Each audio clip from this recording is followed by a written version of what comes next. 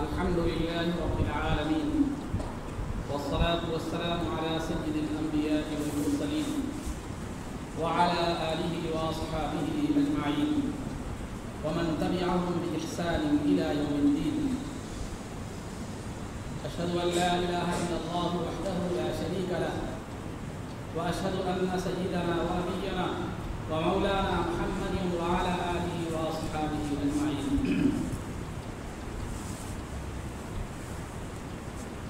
قال الله تبارك وتعالى في القرآن المجيد والفرقان الحميد: أعوذ بالله من الشيطان الرجيم، بسم الله الرحمن الرحيم. إن الله لا يغفر أن يشرك به ويغفر ما دون ذلك لمن يشاء. صدق الله العظيم. قال الله تبارك وتعالى في شأن حبيبه صلى الله عليه وسلم: إن الله وملائكته يصلون على النبي يا أيها الذين آمنوا صلوا عليه وسلموا تسليما. اللهم صل وسلم وبارك على حبيبك سيدنا ونبينا ومولانا محمد وعلى آله وأصحابه أجمعين. عزیزان محترم، انسان کے لیے اللہ تعالیٰ نے اس کو جو نعمتیں عطا فرمائی ہیں اس میں سب میں عظیم ترین نعمت جو ہے وہ انسان کے لیے ایمان ہے. ایمان سے بڑھ کر دنیا میں کوئی نعمت نہیں ہے. ہر نعمت کا فائدہ وہ کچھ بھی نعمت، مال ہو، دولت ہو، پراپرٹی ہو، جو بھی ہو، آرام و آسائش کی چیزیں اوپر، ہر نعمت کا فائدہ دنیا کے حد تک موجود رہتا ہے. لیکن یہ دولت ایمان جو ہے، یہ دولت ایمان آپ کو دنیا میں بھی کام آئے گی اور قبر میں بھی اور حشر میں بھی کام آئے گی. تو لہٰذا فائدے کے مطابق جو انسان جو چیز جتنی قیمتی ہوتی ہے اس کی حفاظت بھی اتنی اس درجے کی ہوا کرتی ہے. اگر آپ پرانے سامان کی دکان کو دیکھیں گے تو وہاں کوئی سیکورٹی گارڈ متعین نہیں ہوتا، یا وہاں کوئی بڑے بڑے لاکھ ڈال کے کوئی نہیں رکھتا. لیکن کوئی سونا چاندی کی دکان میں اس کے حفاظتی انتظامات الگ ہوتے ہیں، اس کے سی سی کیمرے الگ ہوتے ہیں، پھر اس کے قفل کا انداز الگ ہوتا ہے، اور پھر اس کی تجوریوں کے لاکھ کا انداز الگ ہوتا ہے، پھر وہاں سیکورٹی گارڈ بھی متعین ہوتا ہے. مطلب کیا ہے؟ یہ پرانے سامان کی دکان ہے اور وہ ہیرے جواہرات کی دکان ہے. تو جو چیز جتنی زیادہ قیمتی ہوتی ہے اس کی حفاظت کا انداز بھی اتنا زیادہ قیمتی ہوتا ہے، اتنا زیادہ اس کے لیے حفاظتی انتظامات ہوتے ہیں. تو لہٰذا مثال کے طور پر سمجھنے کے بعد ایمان جب دنیا کی سب سے قیمتی چیز ہوئی تو پھر آپ کے لیے یہ ضروری ہے کہ اس نعمت ایمان کی حفاظت کریں اور اس کے فوت ہو جانے کا خوف ہمیشہ دل میں رکھیں، اور ایسی باتیں یا ایسے اعمال یا ایسی صحبتوں کو اختیار نہ کریں جس سے آپ کی دولت ایمان چھن جائے اور آپ دنیا میں بھی مفلس ہو جائیں اور آخرت میں بھی مفلس ہو جائیں. تو عزیزان محترم، آج مزاج ہمارے پاس جو ہے نا یہ ہو گیا کہ ایمان کی اہمیت نہیں ہے، جو ہے نا ایمان کی اہمیت نہیں ہے. فون بھی پڑھا لو اس کے پیچھے نماز پڑھ لیے، فون بھی بول لو اس کا سن لیے، فون بھی کیا بولو، قرآن کی بات بول رہا نا، حدیث کی بات بول رہا نا. ارے دوسرے قرآن حدیث کے آپ کو تلوار، آپ کو مارنے والا آپ کو سامنے ننگی تلوار لگا تو آپ بھیجیں سیدھا بھاگ جاتے ہیں. چھپ کے آیا، زہر چھپا کے دیا، وہ کر کے دیا تو کیا کرتے ہیں آپ؟ کھا لیتے ہیں. یہ ہوتے. تو ہر کوئی آنے والا بھی کیا کرتا، وہ اچھے انداز میں جاتا، برے انداز میں نہیں آتا. آپ کا ایمان لوٹنے واسطے برے انداز میں کوئی بھی نہیں آتا، بتا کے نہیں آتا میں تمہارا ایمان لوٹنے آ رہا ہوں بول کے. تم کہاں ہے کرتے؟ محمد ابن سیرین رحمۃ اللہ علیہ، جن کو یوسف زمانہ کہا جاتا ہے، جو تابعی ہے، تابعی لوگ جنہوں نے ایمان کی حالت میں صحابہ کو دیکھا. تو محمد بن سیرین رحمۃ اللہ علیہ وہ جلیل القدر خواب کی تعبیر کے امام مانے جاتے ہیں. اور چونکہ یوسف علیہ السلام کی خواب کی تعبیر میں مشہور تھے، اسی وجہ سے ان کو محمد بن سیرین کی خواب کی تعبیر میں مشہور تھے، تو یوسف زمانہ کہا جاتا ہے. تو ایک مرتبہ ان کے پاس چند لوگ آئے، آ کر انہوں نے کہا کہ میں کچھ دین کی بات کرنا چاہتا ہوں. शागिर्द भी बैठे हुए थे, हजरत भी थे, हजरत के शागिर्द भी थे। तो बोले नहीं, मैं सुनना नहीं चाहता। और जो है फिर वो लोग बोले नहीं, कम से कम कुरान तो हम सुनाते हैं, सुन लीजिए। तो कुरान भी नहीं सुनी। उसके बाद वो चले गए। तो शागिर्द बोले कि हजरत कम से कम कुरान सुनाने की बात करें, तो कुरान तो सुन ले रहा था। तो हजरत फरमाया कि देखो, वो दीन की बात के हवाले से कोई बात कह देता और अगर उसकी बात मेरे दिल में घर कर जाती और अगर वो गलत बात होती तो ये मेरे ईमान के लिए खतरा होता। अगर वो कुरान की तालीम, वो कुरान की बात सुनाता, लेकिन कोई गलत बात या उसकी गलत बात मेरे जहन में बैठ जाती तो मेरे ईमान के लिए खतरा पैदा होता। ये कौन बात कर रहे हैं, मैं और आप नहीं। कहा भाई जिन्होंने सहाबा को देखा है, जिनकी हिदायत की गारंटी खुद सरकार ने दी है, सुभान अल्लाह, तो उनके पास कदर थी ईमान की, वो एहतियात की सरकार ने। लेकिन जो है ना, हमारे पास कदर नहीं है, इस वजह से एहतियात भी नहीं है। क्योंकि आपका ये कोई सी चीज़ की कदर है, कोई चीज़ की कदर नहीं है, वो आपके खुद ब खुद जो है ना आपके अमल से मालूम हो जाता। आप बीवी से कितनी मोहब्बत करते, कितनी नफरत करते मालूम होता। बीवी से मोहब्बत करें तो बोलने से पहले वो चीज़ हाजिर हो जाती, क्योंकि बीवी की अहमियत है, बात की अहमियत है आपके पास। बीवी की अहमियत नहीं है, उसके बाद की अहमियत नहीं है, तो बोले तो मारना शुरू करते, या उन 10 मरतबा बोले तो 1 मरतबा भी नहीं लाते।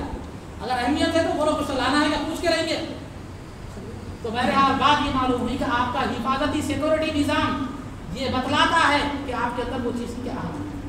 तो आपके पास उमूमन मुसलमानों की, मैं हर एक की बात नहीं कर रहा हूँ, सिक्योरिटी, ईमान की सिक्योरिटी का जहाँ तक मामला है, हिफाजत का मामला है, वो गैर महफूज है। इस वजह से जो है ना, इससे अंदाज़ा लगाया जा सकता है कि ईमान की कोई अहमियत मुसलमान के पास नहीं है। जो है ना, कोई भी पढ़ा ले, क्या भी पढ़ ले, कोई भी बोल लिए, सुन लिए, जहन में उठा लिए, आ गए, सब खिचड़ी बना लेके आया अपने जहन में। तो अगर अज़ीज़ान मोहतरम, तो ये मैं तमहीद आपको इसलिए बांध रहा हूँ कि आज के इस पुरफितन दौर में हमें ईमान की हिफाजत की बहुत ज़रूरत है, वरना आपकी ज़रा सी भी हरकत आपको मुशरिक बना सकती है।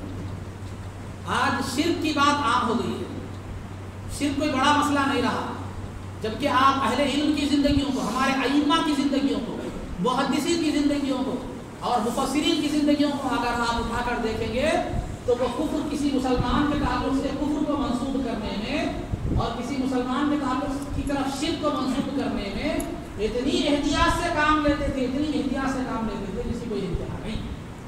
हत्ता इनका एहतियात करते थे कि किसी मुसलमान को काफिर कहे, किसी मुसलमान को मुशरिक कहे। लेकिन आज कोई बड़ी बात नहीं है किसी को मुशरिक कहना। क्या गौसे पाक की 11वीं करा मुशरिक, गौसे पाक की गैरुल्लाह की 11वीं करा, गैरुल्लाह के नाम पे बकरा ज़िबा करा मुशरिक, खबर की ज़ियारत करा, बुजुर्ग की ज़ियारत करा मुशरिक, क्योंकि खबर परस्त है, खबर की पूजा करने वाला है, ये मुशरिक, ये शिर्क। खुला करा शिर्क, खैर पे सलाम पढ़ा, क़ियाम सिर्फ अल्लाह के लिए होता है, सरकार के लिए क़ियाम किया, शिर्क। क्योंकि क़ियाम खड़े होकर सलाम पढ़ना नमाज के क़ियाम के मुशाबे है, लिहाजा शिर्क। मगर वो भूल गया, नमाज में कायदे में खुद दुरूद पढ़ता सरकार को, वो भूल गया। नमाज के बाहर क़ियाम कर रहा तो उस क़ियाम को, उस खड़े रहने को नमाज के मुनासिब करार देंगे शिर्क पर, लेकिन नमाज के अंदर नमाज का रुकन जो कायदा है, कायदा अकीदा, उसमें अल्लाह ने दुरूद पढ़ने का हुक्म दिया, वहाँ मुशरिक शिर्क नजर नहीं आता। तो तौफीक के साथ दीन की तौफीक ज़रूरी है, अल्लाह की समझ इल्म की ज़रूरी है, वरना हिदायत की गारंटी नहीं है। तो पहले आप बताना ये मकसूद है आज मेरी गुफ्तगू का अर्थ यही है कि इस्लाम में तसव्वुर शिर्क क्या है। तसव्वुर शिर्क क्या है? क्या मीलाद बनाने वाला मुशरिक है? क्या 11वीं शरीफ करने वाला मुशरिक है? क्या खबर की ज़ियारत करने वाला बुजुर्ग वो मुशरिक है? तो लिहाजा इंशाअल्लाह आज शिर्क का मामला मैं आपके सामने बिल्कुल वज़ाहत के साथ इस अंदाज में अल्लाह की तौफीक से बताने की कोशिश करूँगा कि अगर आप ये अच्छी तरह जहन में रख लें तो फिर जो है ना आप कभी शिर्क के परेशानी, शिर्क की परेशानी का आपको नहीं होगी। और जितने भी शिर्क के फतवे देने वाला है ना, जो संजीदा जो आलिम होता है वो किसी भी मतलब फिक्र का हो, खातिर और संजीदा जो आलिम होता है वो शिर्क और कुफ्र के बारे में एहतियात करता है। और इस शिर्क और कुफ्र के फतवे कौन देते हैं? ये तो आधे खड़े जो रहते हैं जिनका इल्म आधा रहता, इधर की नजर उधर में रहती, उधर की नजर रहता इधर में रहती। एक लतीफ़ा याद आ रहा मेरे को, एक दोस्त की स्कूटर में बैठते जा रहा था, गाड़ी में बैठते जा रहा था बाजार में, उसकी एक आँख बंद थी, एक के पीछे बैठे वाले की आँख बंद थी, काना था, जगह फिर वापस गए उसी रोड से, वापस आए उसी रोड से। तो आते वक्त जो ना दोस्त क्या बोला, क्या मियाँ कैसा दिखा हमारा बाजार? मियाँ में कोई बात समझ में नहीं है, मैं जाते वक्त जगह तो पूरा लेफ्ट साइड की दुकान मन से, आते वक्त जगह तो पूरा राइट साइड की दुकान। अजीब बाजार शटर बंद है। तो ये जो आलिम कच्चे पक्के जो रहते हैं शिर्क की है, उस पर नजर रखते हैं, उस पर नजर नहीं रखते, तो वो उस कार्य आदमी की तरह है जो एक तरफ की दुकानों बंद होने का हुक्म लगा रहा है, मगर हकीकत में उसका पट बंद है, उसका जो है ना शटर बंद है। तो बहरहाल अजीज़ान मुहतरम, तो इल्म की जब आँख कंडी हो जाती है, कानी हो जाती है, तो ये खालिया पैदा होता है। बिल्कुल अंधा जो इल्म का होता है वो, तो ये बोलने वालों का जायज़ है, उसमें 90% जो है ना, मैं गुंजाइश के साथ बात कर रहा हूँ, 90% जो है ना कोई खींचतान के, वरना 7% भी निकलते हैं तकरीबन वाला, या तो जाहिल है जिनको कुरान का नाज़िरा पढ़ने नहीं आता, तहारत लेने के आदाब नहीं मालूम, या आलिम का नाम भी रखते हैं तो हकीकत में आलिम नहीं है, वो कोई तहक़ीक़ी मिजाज रखने वाले लोग नहीं। तो अलग तो शिर्क का क्या मफ़हूम है? शिर्क कहते हैं किसको है, उसकी वज़ाहत मैं इंशाअल्लाह आपके सामने कर दूँ। शिर्क के माना शरीक करने के हैं, अटैच करने के हैं, पार्टनर के। शरीक के माना पार्टनर के हैं। शिर्क के माना एक चीज़ को दूसरी चीज़ के साथ जोड़ देना, एक चीज़ को दूसरी चीज़ के साथ शरीक कर देना। अब आप बोलते हैं कि मैं दावत में कल मेरे दोस्त के वलीमे में शिरकत किया था, शिरकत का मतलब क्या है? आप भी आए थे, दूसरे भी आए, सब मिलकर शरीक। तो शिर्क के माना ये है जोड़ना, एक के साथ एक को क्या करना, जोड़ना, दोनों को किसी काम में शरीक करना, शामिल करना, ये शिर्क कहलाता है। और शरीक के माने किसी काम में जो पार्टनर होता है उसको शरीक करते हैं। कारोबार चल रहा, आपकी बड़ी दुकान है, तो कहा है आपकी दुकान है, जरा नहीं मैं पार्टनरशिप में हूँ, नहीं मेरे अकेला इसका मैं मालिक नहीं हूँ, मेरे साथ कोई और भी शरीक है। तो शिर्क के लफ्ज़ी माना शिरकत करने के, पार्टनरशिप के, जोड़ने के। और शिर्क शरीयत की इस्तिलाह में, कुरान हदीस की इस्तिलाह में शिर्क कहते हैं अल्लाह की ज़ात में, अल्लाह की सिफात में, और अल्लाह की ज़ात में किसी और को शरीक करना, अल्लाह की ज़ात में किसी और को शरीक करना, अल्लाह की सिफात में किसी और को शरीक करना, मखलूक में से किसी और को शरीक करना। और अल्लाह की इबादत का मुस्तहिक़ कौन है? अल्लाह। तो इबादत के मुस्तहिक़ होने में अल्लाह के साथ किसी और को, मखलूक को शरीक करना, ये क्या कहलाता है? ये शिर्क कहलाता है। पहला अल्लाह की ज़ात में जो शरीक करते हैं आप, वो शिर्क फी ज़ात कहलाता है। अल्लाह की सिफात में किसी को शरीक करते हैं तो वो शिर्क फी सिफात कहलाता है। अल्लाह के अलावा किसी और को इबादत का मुस्तहिक़ आप समझते हैं तो वो शिर्क फी इबादत कहलाता है, शिर्क फी इबादत कहलाता है। ये खाली कंक्लूजन के तौर पर मैं आपके सामने बोल रहा हूँ, मुख्तसर तौर पर इख्तिसार के साथ तफसील में बयान करूँगा, फिक्र करने की जरूरत है। अल्लाह की ज़ात में शिर्क करने का मतलब क्या है?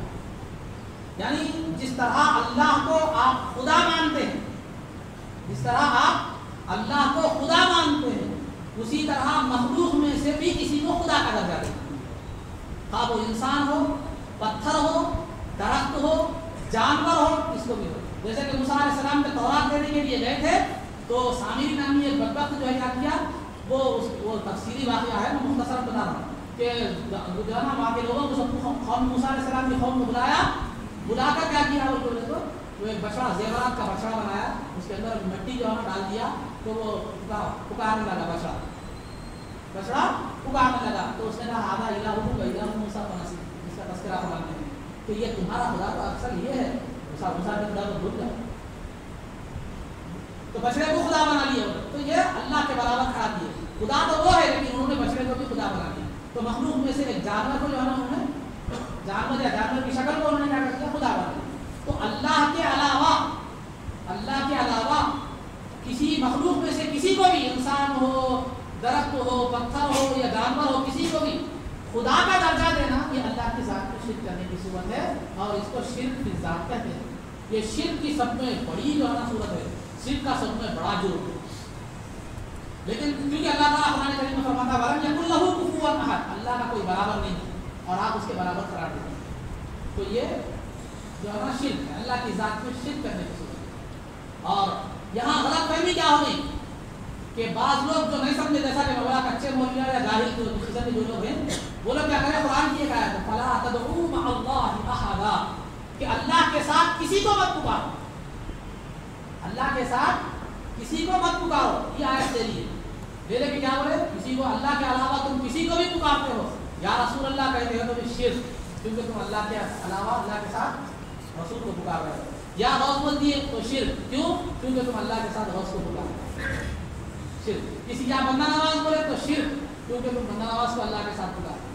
ये हमारे को तो शिर्क बोल दिए, लेकिन ज़ैनुल आबिदीन को क्या कहोगे, जो इमाम हुसैन रज़ी अल्लाह तआला अन्हु की औलाद में से हैं, कि कहा मारिका करबला हुआ جو ہے نا اہل بیت تمام اہل بیت شہید ہو گئے، عورتیں اور بیمار زین العابدین تھے وہ قید میں تھے، وہ قید کی حالت میں اشعار لکھتے ہیں ان ملتی یا ریح الصبا یوما الی ارض الحرم. اس کا ایک شعر ہے یا رحمتا للعالمین ادرک لذیل العابدین، اے رحمت للعالمین زین العابدین کا سنبھالیے، محبوس ایدی الظالمین فی الموت فی المزدحم، کہ جو ہے نا ظالموں کی خیر میں زین العابدین ہے اور بڑی مصیبت میں ہے، اے رحمت للعالمین اس کو سنبھالیے. کیا پکار رہے ہیں سرکار؟ کہاں سے پکار رہے ہیں؟ وہ کہ مکرمہ مدینہ منورہ سے کتنی میلوں دور جانا پکار رہے ہیں، اور کس کو پکار رہے ہیں؟ سرکار وہ کی زندگی میں وفات کے بعد.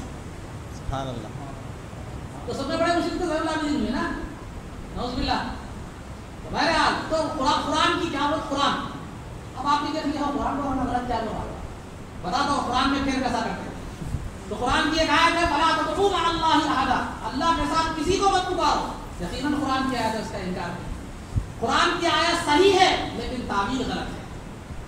اگر اللہ کے علاوہ کسی کو پکارنا ہی نہیں چاہیے تو پھر آپ یہاں دنیا میں بھی کسی کو نہیں پکارنا. ڈوب رہے گرنا نہیں آتا، گوڑی میں ڈوب رہی نہیں پکارنا، پکارے شرک. گڈھے پہ آپ کا دوست بیٹھا ہوا ہے ندی کے گڈھے پہ، بچاؤ بچاؤ. مشرک ایسی سے سنی کیا کر رہا تھا، سنی ڈوب رہا تھا مثال کے طور پر، جو بزرگوں کو پکارنے کا بھی خیال ہے، رسول اللہ کہنے کا بھی خیال ہے. اوپر ایک جو ہے نا غیر مخلص بیٹھا ہوا تھا گھوڑی کے غیر مخلص. تو ہوا کیا؟ نہیں نیچے غیر مخلص تھا، اوپر سنی تھا. اس کو غیر مخلص کو تیر نہیں آتا، سنی کیا ہے. تو اب وہ کہہ رہا ڈوب رہا، وہ غیر مخلص ڈوب رہا، جو غیر اللہ کے علاوہ کسی کو پکارنے کا وہ قائل نہیں. تو ڈوب رہا کیا بتا رہا؟ ارے میاں دوست کا نام عبداللہ، عبداللہ بچا، عبداللہ بچا. بولے تو بولا میاں غیر اللہ فلا تدعوا مع اللہ احدا، اللہ کے ساتھ کسی کو پکارنا شرک. چلے گئے پکار اللہ کو، پکار میرے کو پکار غیر اللہ. تو اس قرآن کی اس آیت کو لیا جائے تو کسی کو بھی پکارنا شرک قرار پائے گا، لیکن مفہوم اس کا یہ نہیں ہے. اللہ کو معلوم تھا آخری زمانے میں ایسے بھی لوگ پیدا ہوں گے. اس کی تفسیر دوسری آیت سے فرمائی فلا تدعوا مع اللہ الہا آخر فرمایا کہ دیکھو اللہ کے ساتھ جو دوسرے کو تم پکار رہے ہو، خدا کا درجہ دے کر مت پکارو، مخلوق کا درجہ دے کر پکارو. کیونکہ ضرورت کے وقت، مصیبت کے وقت، کسی اور وقت جو ہے پریشانی کے وقت ایک مومن ہی دوسرے مومن کو کام آتا ہے. بلکہ احادیث